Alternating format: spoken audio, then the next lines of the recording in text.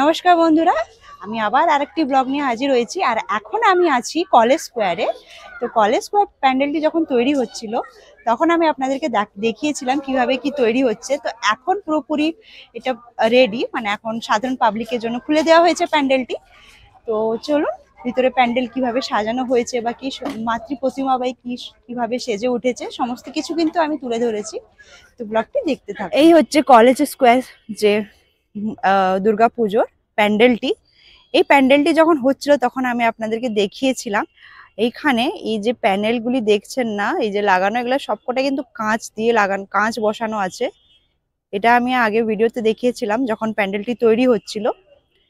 কাঁচের টুকরোকে একটা প্যানেলের উপরে আঠা দিয়ে চিটিয়ে চিটিয়ে এইভাবে প্যানেলগুলিকে লাগানো হয়েছে। তার উপরে এইভাবে লাইট পড়তে এটা আরো অসাধারণ লাগছে দেখতে প্যান্ডেলটি।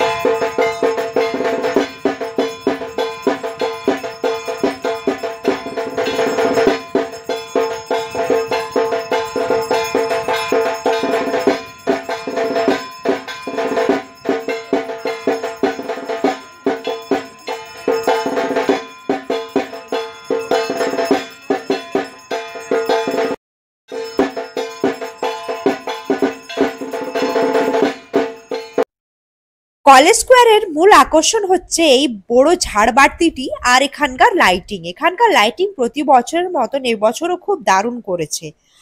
আর এখানকার প্রতিমাও প্রতি বছরের মতন এবছরও অসাধারণ করেছেন। আর শিল্পী তো রয়েছেন সনাতন রুদ্র পাল।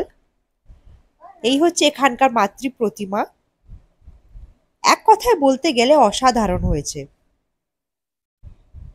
এইরকম প্রতিমাগুলি দেখলে না চোখ ও মন দুটিই জুড়িয়ে যায়। এবার বলে রাখি এখানে পৌঁছাবেন কিভাবে। এখানে পৌঁছানোর জন্য সব থেকে নিকটতম মেট্রো স্টেশন হচ্ছে এমজি রোড অথবা সেন্ট্রাল মেট্রো স্টেশন। ওখান থেকে কিন্তু সহজেই পায়ে হেঁটে অথবা অটো করে পৌঁছে যাওয়া যায়।